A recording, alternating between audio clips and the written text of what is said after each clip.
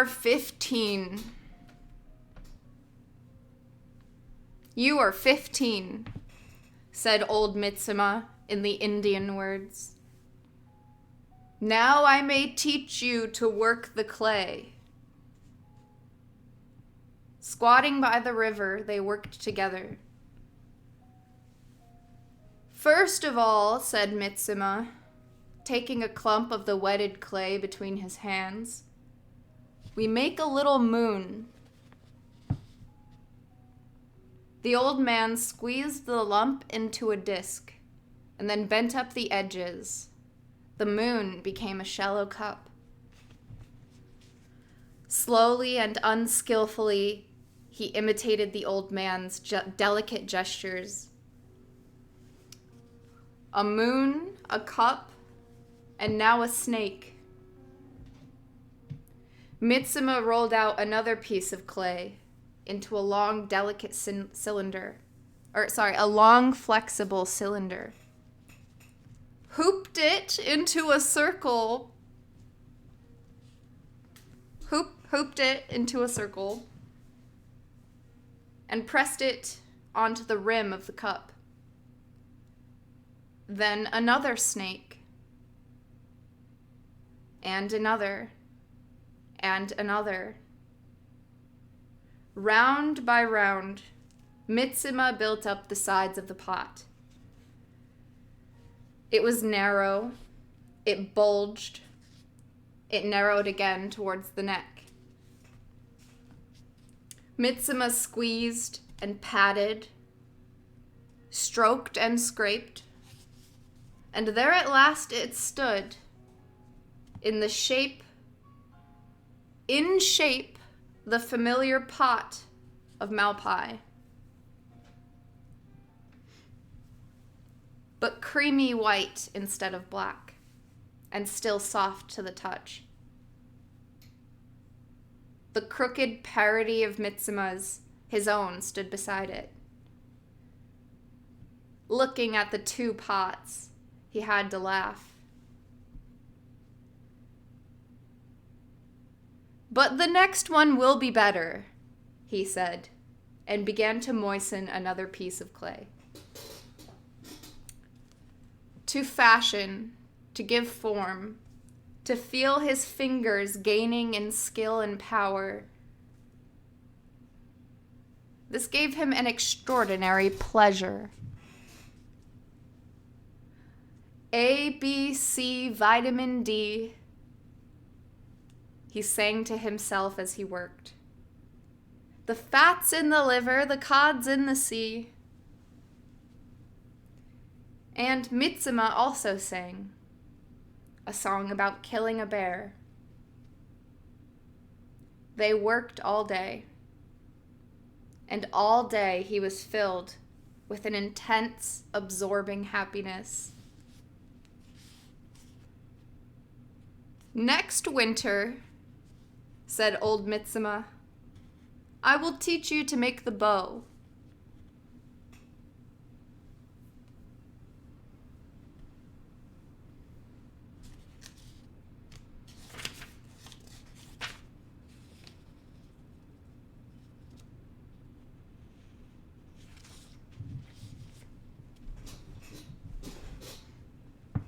He stood for a long time outside the house, and at last the ceremonies were finished.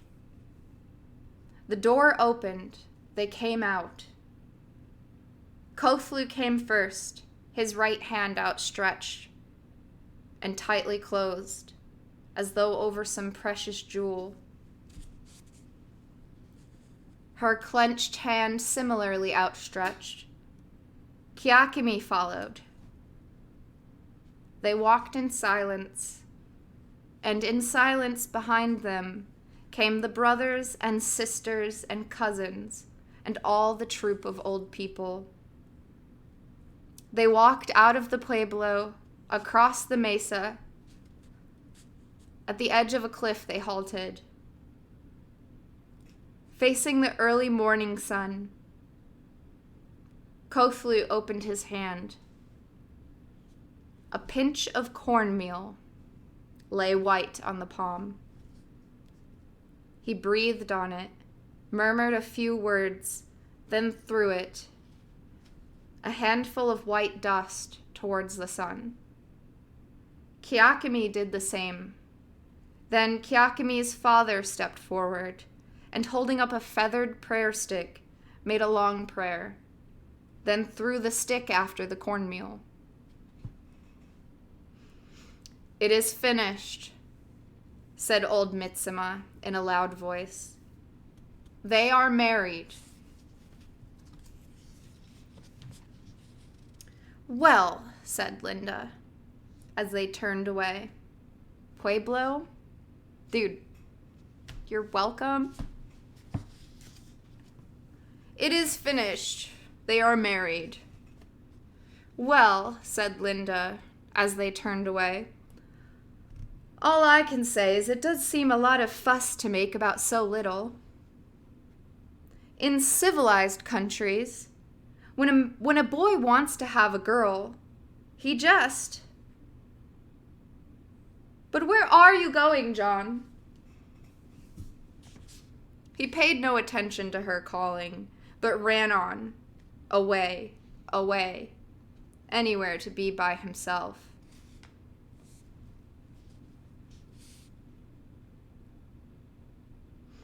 "It is finished." Old Mitsuma's words repeated themselves in his mind. Finished. Finished. In silence and from a long way off.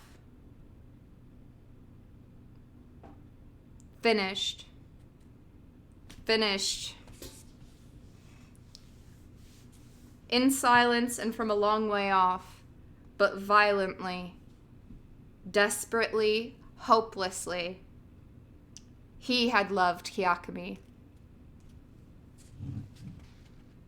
And now it was finished. He was 16. At the full moon, in the Antelope Kiva, secrets would be told.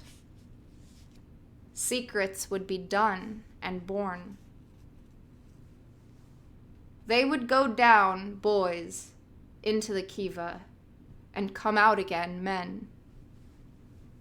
The boys were all afraid and at sometimes impatient, and at the same time impatient. And at last it was the day. The sun went down, the moon rose. He went with the others. Men were standing in the dark. Oh my God, I can't read. Men were standing, dark, at the entrance to the Kiva. The ladder went down into the red-lighted depths. Already the leading boys had begun to climb down. Suddenly, one of the men stepped forward, caught him by the arm, and pulled him out of the ranks. He broke free and dodged back into his place among the others. This time the man struck him, pulled his hair. "Not for you, White Hair. Not for the son of the she-dog," said one of the other men. The boys laughed. "Go." And as he still hovered on the fringes of the group, "Go," the men shouted again. One of them bent down, took a stone, threw it. "Go! Go! Go!" There was a shower of stones. Bleeding, he ran away from the darkness, or he ran away into the darkness. From the red-lit Kiva came the noise of singing. The last of the boys had climbed down the ladder. He was all alone. All alone outside the pueblo, on the bare plain of the mesa. The rock was like bleached bones in the moonlight. Down in the valley, the coyotes were howling at the moon. The bruises hurt him. The cuts were still bleeding. But it was not for pain that he sobbed. It was because he was all alone. Because he had been driven out. Alone. Into this skeleton world of rocks and moonlight. At the edge of the precipice, he sat down. The moon was behind him. He looked down into the black shadow of the mesa. Into the black shadow of death. He had only to take one step. One little jump. He held out his right hand in the moonlight. From the cut on his wrist, the blood was still oozing. Every few seconds, a drop fell. Dark, almost colorless, in the dead light. Drop, drop, drop. Tomorrow and tomorrow and tomorrow. He had discovered time and death and God.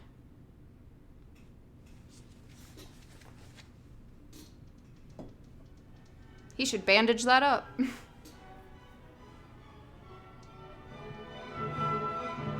My God, it's full of stars.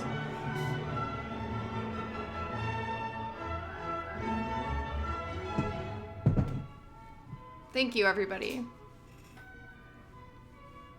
I think there's just...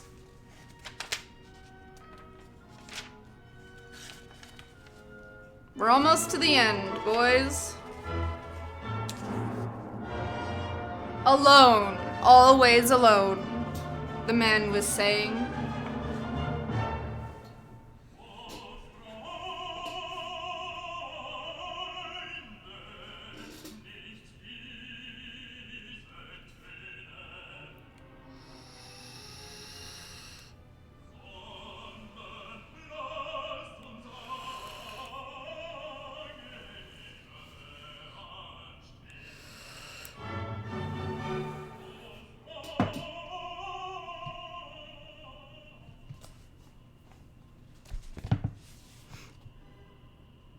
Alone, always alone, the young man was saying.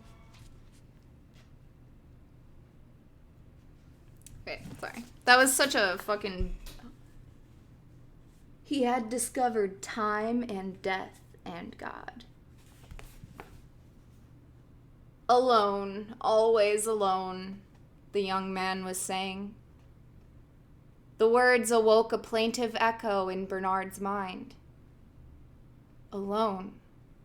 Alone. So am I, he said. On a gush of confidingness. Terribly alone. Are you? John looked surprised. I thought that in the other place... Linda always said that no one ever felt alone. Nobody was alone there.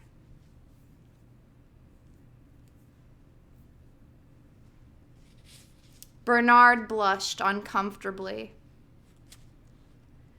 You see, he mumbled with averted eyes, I'm rather different from most people. I suppose. If one happens to be decanted different... Yes, that's just it, the young man nodded. If one's different, one's bound to be lonely. They're beastly to one. Do you know they shut me out of absolutely everything? When the other boys went out to spend the night on the mountains, you know, when you have to dream with your sacred animal,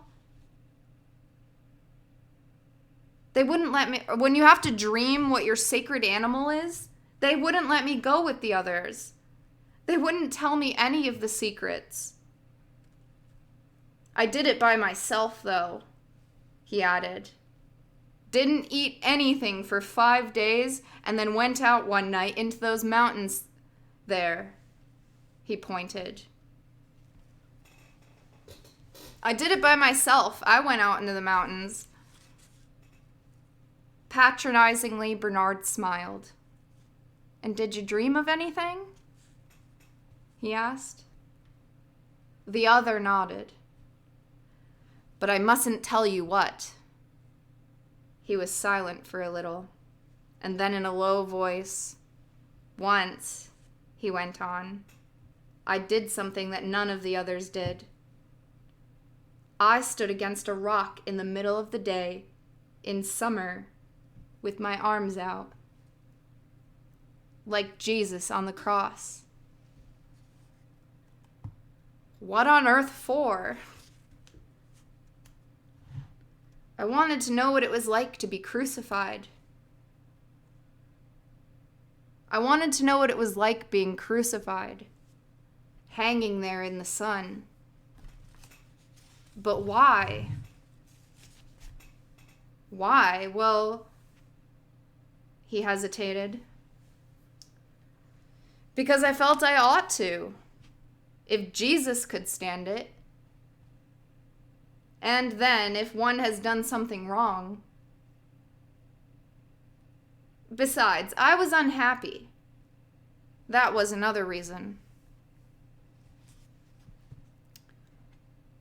It seems a very funny way of curing your unhappiness, said Bernard.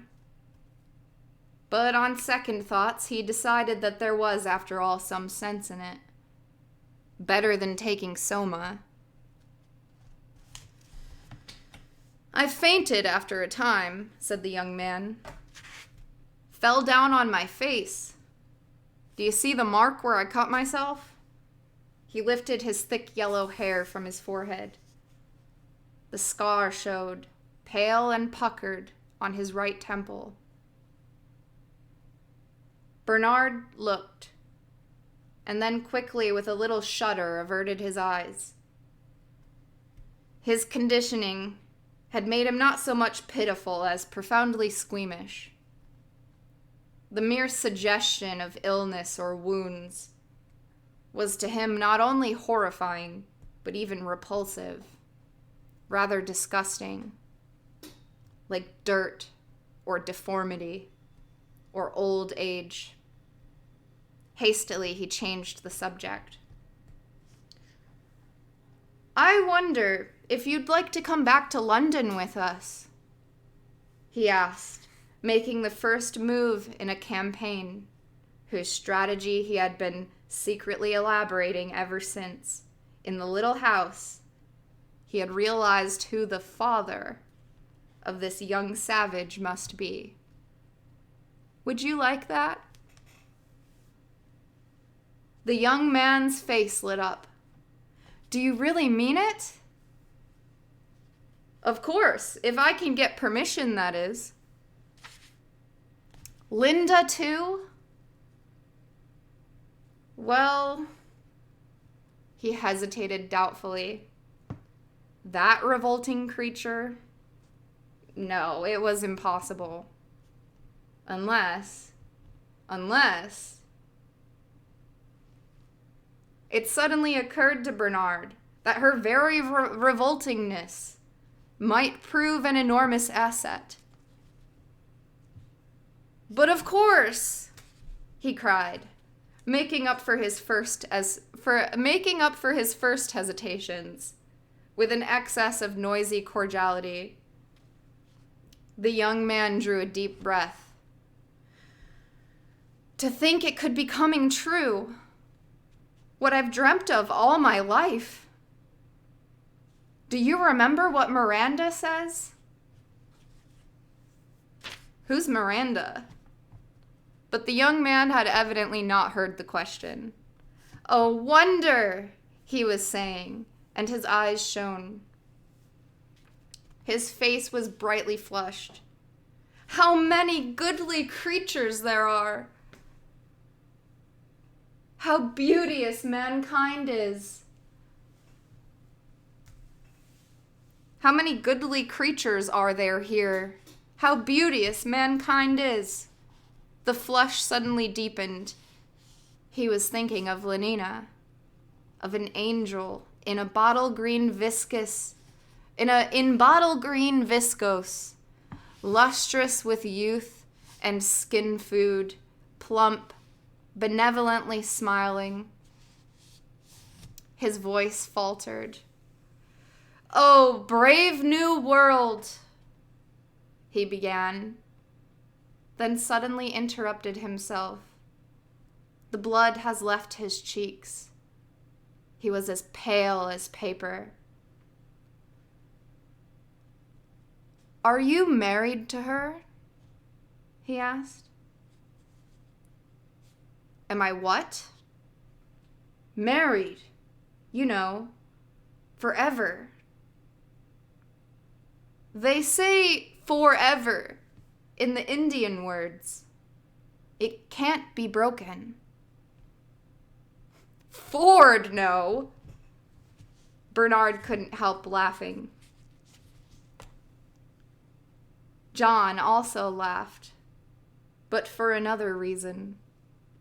Laughed for pure joy. "Oh, brave new world," he repeated. "Oh, brave new world that has such people in it. Let's start at once." "You have a most peculiar way of talking sometimes," said Bernard, staring at the young man in perplexed astonishment. "And anyhow, hadn't you better wait until you actually see the New World?"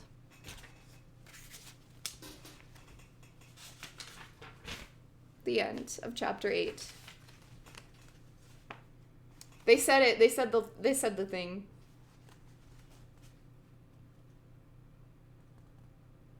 What does this say? Talking about metaphor for our life and times. Okay, thank you.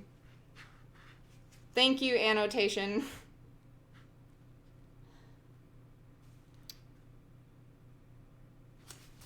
I did it. Yay. That was long. That was a long chapter. Thank you for listening. And Ford bless you all. Anonymous, thank you for $100. Is John the main character of the book now? He kind of is in my heart. Dude's been through a lot. I love John too. I can't tell you anything else. Join us next Monday.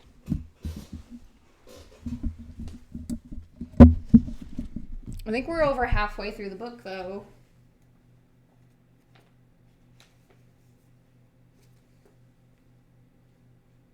We're halfway through.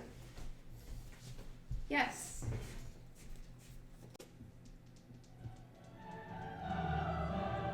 Thank you, everybody. Thank you, Ford.